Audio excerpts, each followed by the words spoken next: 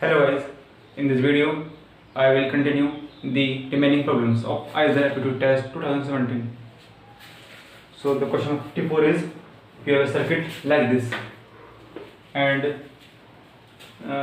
the question is asking the truth table of the circuit will act like. Options are AND gate, NAND gate, OR gate, NOR gate. The truth table of this circuit will act like. So this is a very basic question. It is the construction of a AND gate. Okay, this is a AND gate. AND gate. When you study about the gates, then the construction, the internal construction of an AND gate looks like this. So this is an AND gate. So option A is correct. The sad aspect is that this is not included in NCERT curriculum. Before 2007, the circuit was in NCERT curriculum, but after the change in syllabus, the circuit has been removed and it is not in the NCERT curriculum. But if you study from good books, then you will find this. Okay. Next, question 55. It is an interesting problem and it will give you some other information as well. It says that there is an object which has a mass twice the mass of sun. So the mass of object is twice the mass of sun, ms is the mass of sun. If the escape velocity at this object is equal to this speed of light, means escape velocity VSC is same as speed of light.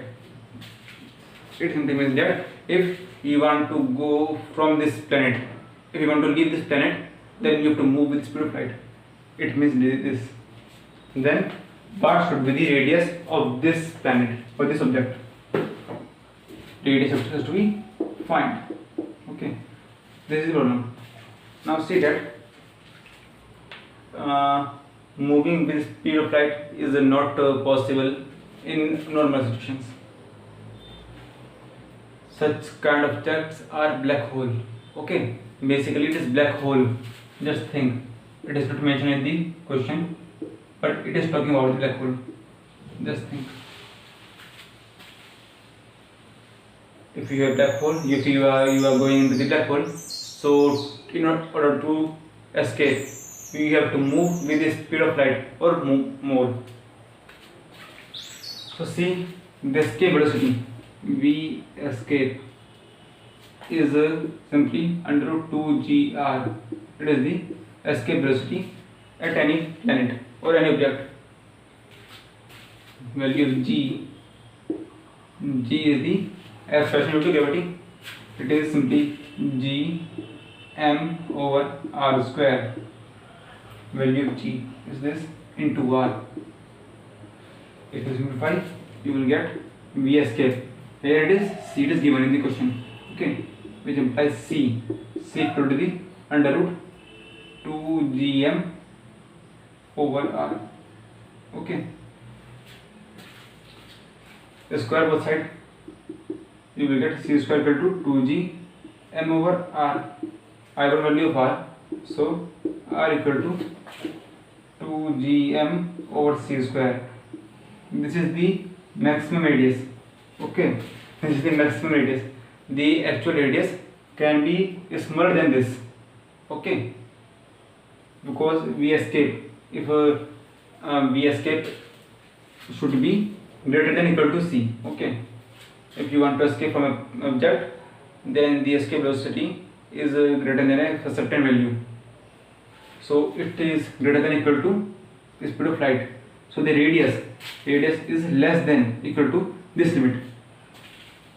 And just calculate this and you will get an interesting result. The mass of the object is twice the mass of sun.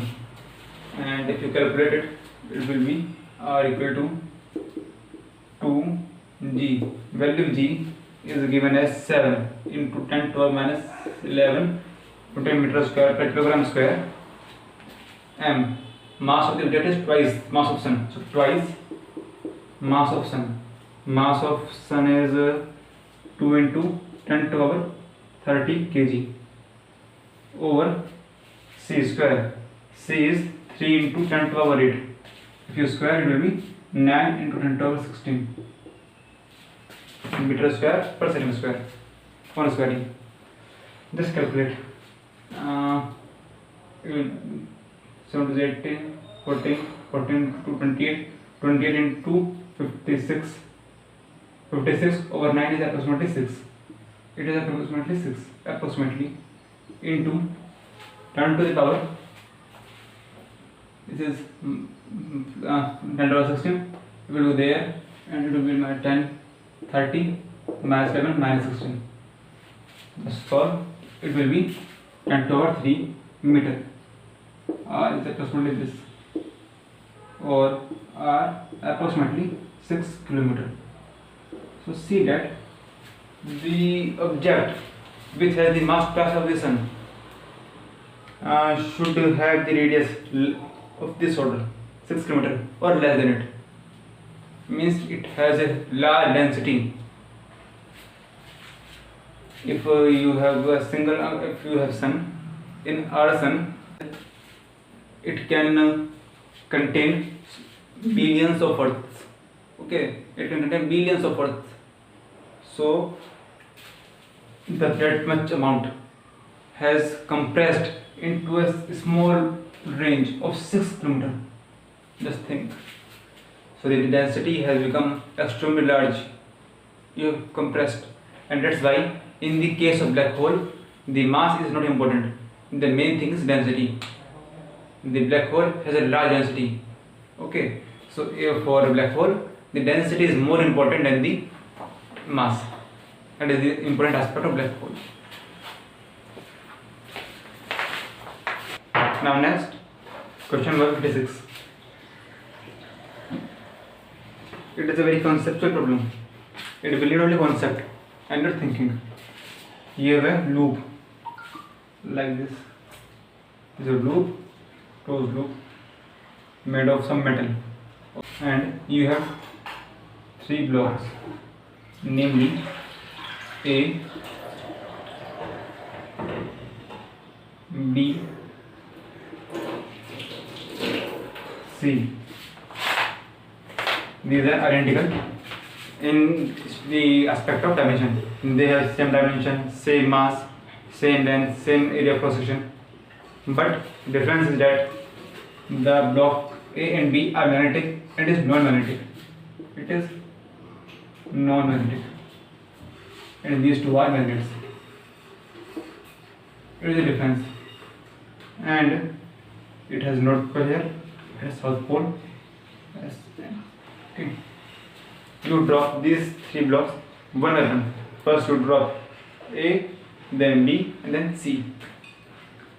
If the time taken to fall by A is TA, time taken to fall by B is TB, and by C it is TC.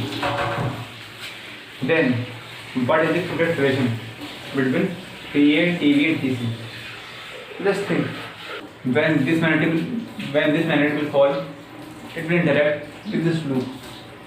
It is magnetic, it will exert magnetic force, and due to this, the speed of this magnet will slow down on entering the loop, and also when it will escape the loop.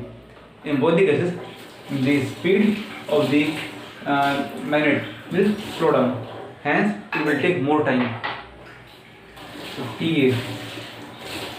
And similarly, if you leave B, the same thing will happen with it. It doesn't matter whether you keep the south pole towards the loop or north pole. It doesn't matter. The thing that matters is the dimensions and the force. So it will also face the same phenomena. So these two will take same time. T equal to TE. While this loop, this magnet will not interact, it will experience only gravitational force. So it will fall like this without any interaction. So it will fall much earlier. So it will take less time. It is less than this. So TA equal to TB greater than equal to TC. It is the correct relation in the time of fall.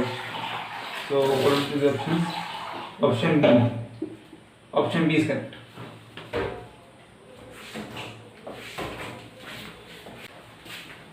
Now next, problem 57. You have a metal whose temperature coefficient of resistivity is 5 into 10 to the power minus 4 per degree Celsius or degree Celsius inverse. It is the alpha because the expression alpha plus alpha t.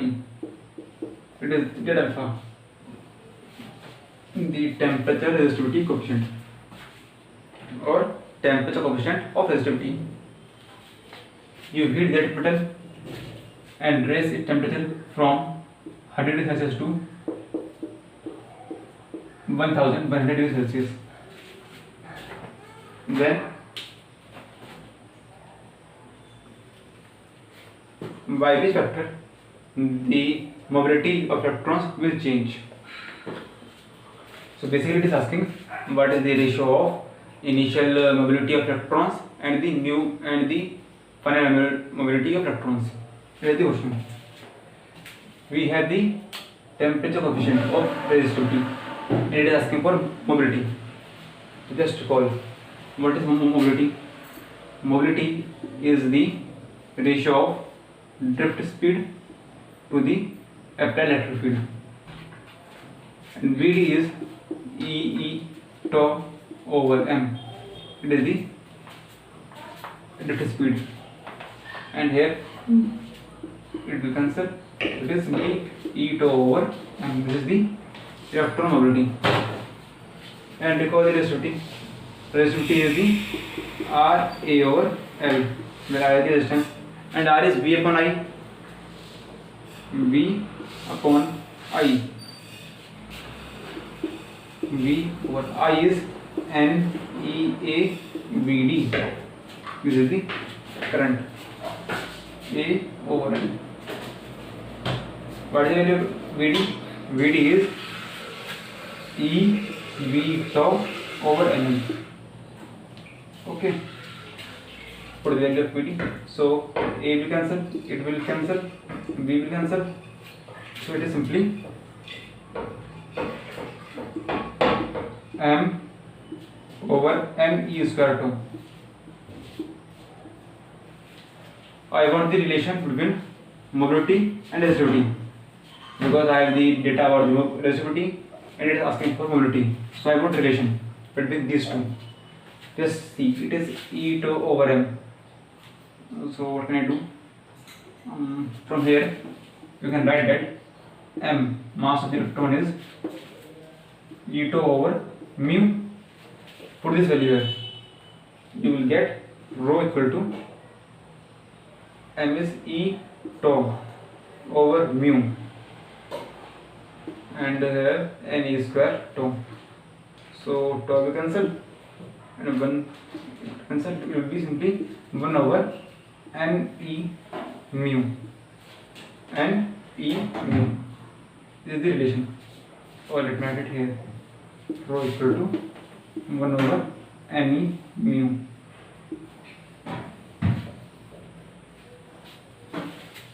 So C, and is constant. The electron density almost constant if you do not increase the temperature highly. E is constant. So basically resistivity is inversely proportional to the electron density and the mobility. And it is obvious. If you increase the resistivity, the electron will move with slow speed, so the mobility will decrease. Whereas if you decrease the resistivity, the electron will move faster, so the mobility will increase. So this relation says the same thing. Now let's come to the question. The question was, if you increase the temperature from this to this, what will be by the factor the mobility changes. So see, from this relation There is no data about this. Okay.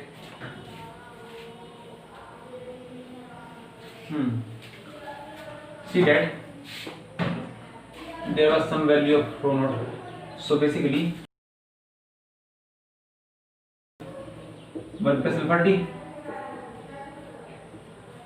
It is asking for the change. Okay, relative change. So if it changes by this factor, put the value of alpha. Alpha is this. Alpha is 1 5 into 10 to power minus 4, and the change in temperature is 1000 degrees Celsius. 1000 and to power 3. Okay, so it will be 1 plus 0.5 means 1.5, and 1.5 is simply 3 over 2. 3 over 2. So rho t over rho naught is 3 over 2. This is the change in SUT. And the probability will change in the inverse ratio because it is inversely proportional. So if the ratio changes by this factor, the probability will change by 2 by 3. Hence mu t over mu naught is simply this 2 over 3 from this relation. If you use these two relations, then the probability will change by a factor of 2 by 3 because the resistivity is inversely proportional. If it becomes 3 by 2, it will become 2 by 3. So according to me, option D should be correct. So option D is correct. I would appreciate to remember only 2 formulas. Just first is Vt is equal to E tau over m, which is simply E V tau over ml. Then this formula, and second I equal to NeAVT. These two are sufficient to derive any expression because we are human, not a machine, to memorize the data. Okay, so just remember only these two relations. Other relations can be derived easily on the basis of these two. If you remember this relation, it is good. Okay, but if I appreciate to remember these two relations. Now next problem. You have a circuit like this and RC circuit in AC.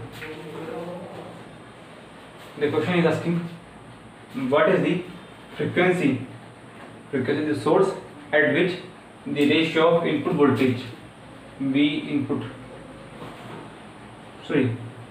ratio of output voltage V output to the input voltage will become 1 over root 2.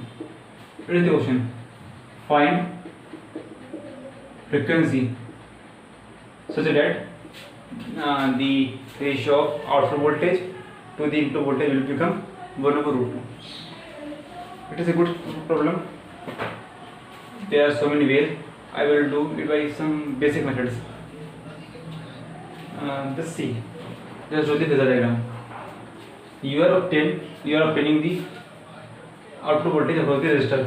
Okay, the output voltage will be obtained across the resistor. So V output simply VR. Okay, and V input. Here is voltage applied 1 over root 2. Draw the phasor diagram. Here is the current I. The voltage across the resistor AC alternating voltage across the resistor is VR, and in capacitor, if you have a capacitor, the current leads.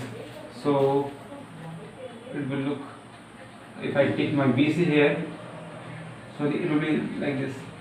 This arrow shows that current leads. Okay, the head of the arrow is toward the current, so the current leads by 90 degrees for capacitor circuit. The resultant is the input voltage, that the voltage that you apply. So the resultant of these two voltage is simply the input voltage, is the input. Okay, this is the phasor diagram. See this angle. This angle is phi. Okay, So here clearly VR over V input is simply cos phi. It is simply cos phi. VR is a thing, but VR will be IR, and V input is the under root VR square or simply IZ. Okay, V input is IZ, where Z is the impedance. Z is the impedance of the circuit. So it is simply this 1 over root 2.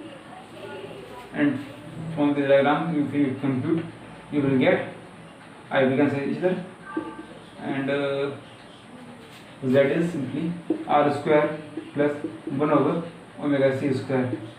Just from the basic, the impedance in the RC circuit is simply under root R square plus XC square, where XC is 1 over omega C.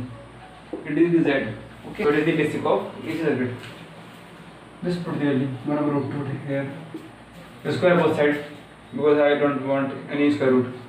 To square both sides, you will get R square over R square plus 1 over omega C square equal to 1 over 2. So if you simplify it, it will go there, it will go there, it will be 2R square equal to R square plus 1 over omega square C square. Just simplify, it will go there, so R square equal to 1 over omega square C square. I found value of omega frequency, so omega square is simply 1 over R square C square. Take the square root, so it will become simply this omega equal to 1 over RC. Okay, take the angular frequency. I want frequency, so omega is 2 pi f. Omega is 2 pi f. So value of f is simply 1 over 2 pi RC. This is the frequency at which the ratio of output voltage and input voltage will be 1 over root 2. Put the values of R and C and solve. If you do some calculation, it will be 1 over 2 pi is 3.14 into R is 1000, 10 over 3 into C is 1 by 6 picofarad, 1 by 6 pico means 10 over 12 minus 12. Okay, C it is 6.28, 3.4, 6.28. I can take it to even 6 point, it will cancel most. It will be 1 point something, so I am assuming to be 1. So F is approximately 10 to the power minus 3 minus 12, 10 over 3, 10 to the power minus 9, 1 over 10 to the power minus 9. It is simply 10 to the power 9. So according to me, option C should be correct. I will appreciate to understand the use of phasor diagram. Phasor diagram is very important in the analysis of AC circuit. There are only few formulas. First is V input or V main is simply IZ, VR is IR, VC is IXC, VL is IXL. These are the important formulas, and one the formula for impedance. Just remember the phase difference. What is the phase difference between the various components in different circuits? And you can solve any problem of AC just using these concepts. These are enough to solve most of the problems. Okay. Now next question 59. You have the equation of a progressive wave moving toward the positive acceleration. You can really see from this. Okay. So the wave vector is positive k. So it is moving toward positive acceleration. It is the direction of wave. Okay, direction of progression of wave.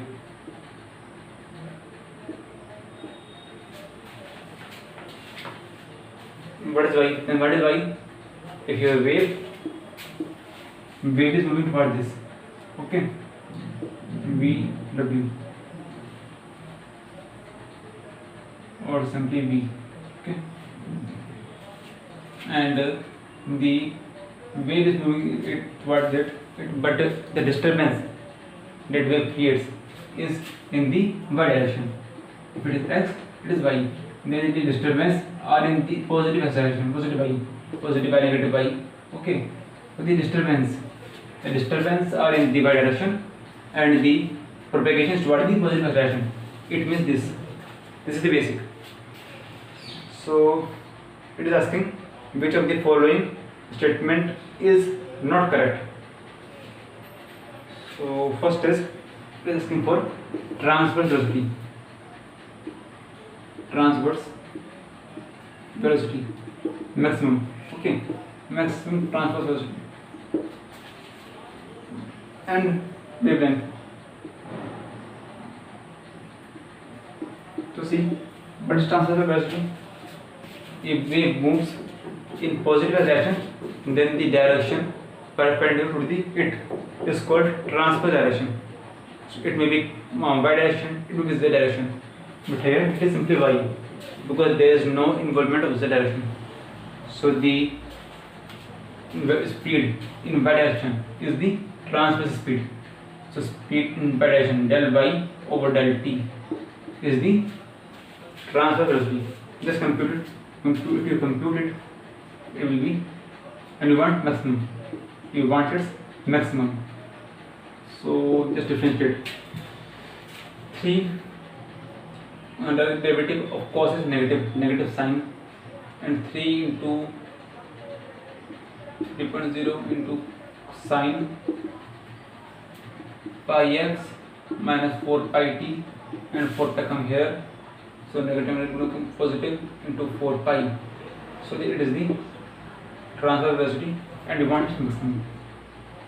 Let's differentiate.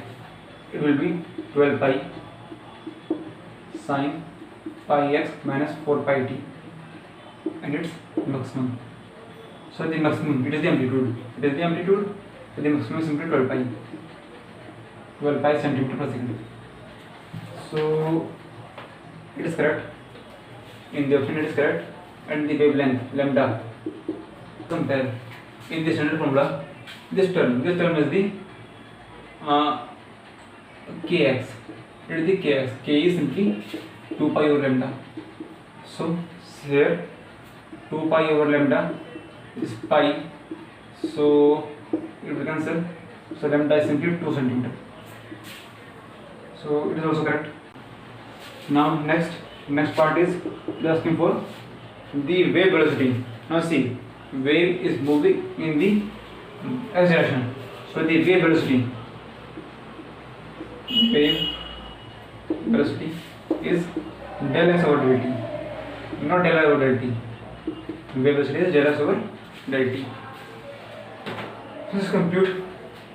Instead of computing, there is a formula, direct formula. V equal to nu into lambda, frequency into lambda, or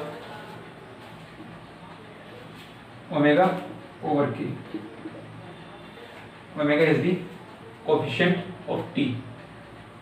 So it is 4 pi over k. The coefficient of pi x is k. This pi. Answer. So the wave velocity will be 4 centimeter per second. Del x over del t. This is the wave velocity. But in the option it is 4 pi centimeter per second. It is wrong. So option B is the answer for the required condition. So the answer will be option B. Option B is not correct. It is wrong. And you can check the options. The transverse speed at t equal to 0 and s equal to 0.2 centimeter by putting these values, and the maximum acceleration. You can solve it. Okay, I'll leave it on you. Now next, question 16. You have a plate, you have two plates, and the electric field is directed as shown in the figure. The electron of mass me, charge E, and the initial velocity v vector is projected at an angle theta. Which of the following is the correct trajectory, and what is the range, time period, etc. Just see. If you eject an electron, you will have two components. One along this line will be some component, and this is v sin theta component, and it is v cos theta component. V cos theta. If I take my axis to be this is my axis, this is my y axis. Positive y is downward, so it is my v sin theta and j cap, I cap. If I take my axis like this, okay, then there is no force in the horizontal direction, so it will not experience any force, whereas in the y direction there is an electric field. The electron will experience the electric force in the direction opposite to the electric field. So if electric field is downward, then the electric force will be upward on the electron. So the one component will try to move it in this direction, positive direction, whereas the vertical component of the force will turn it. It will try to bend it. So if electron is going like this, one component is pushing it. Okay, it is pushing. So if electron was going like this, one component will electron was ejected. It is the horizontal component, it is the vertical component, and the electron will follow a trajectory in this manner. See, it is moving horizontally and as well as it is moving upward. So it will follow a trajectory like this. So the path C is correct. C is the correct path. Now next is there are two options that have a path C. First option asks for the time of flight, and second asks for the maximum range, maximum horizontal range. You see, time of flight, just calculate. Electrons go like this in the horizontal direction. The acceleration AY is E over m, force over mass. So the Vy equal to Uy plus A by T. The first equation of motion can be applied here because it is constant. E is constant, E is constant, this is constant. So you can apply the first equation of motion. At the maximum point, Vy will become 0. At the maximum point, it will become 0. Uy was V sin theta, okay, the magnitude, and Ay is in the opposite direction.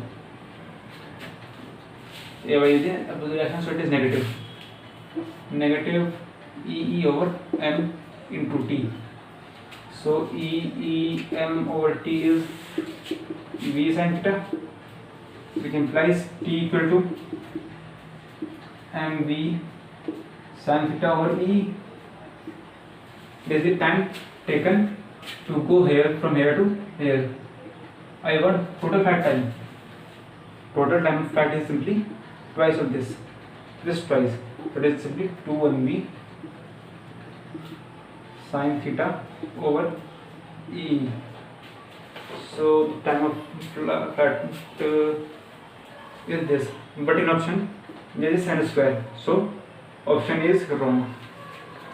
Now let's check the option B. Option B demands for the maximum horizontal range. Now see that in horizontal direction there is no force, so it will not experience any acceleration, and you can simply apply the equation for the distance equal to speed into time. Okay, the time taken from here to here. Okay, ux, the other component. So d cos theta into t was that I have tried earlier, mv sin theta upon e. So it will be mv square sin theta cos theta over e. If you multiply and divide by 2, multiply by 2 and divide by 2, it will become sin 2 theta. Just recall that sin 2 theta is 2 sin theta into cos theta. So this quantity will become sin 2 theta. So it is simply mv square over 2e times sin 2 theta. This is the maximum range. So in the option, yeah, option B is correct. Option B is correct. This is the maximum range. I hope that you will like this series of the solution. Please like the video, share to your friends, and subscribe to the channel.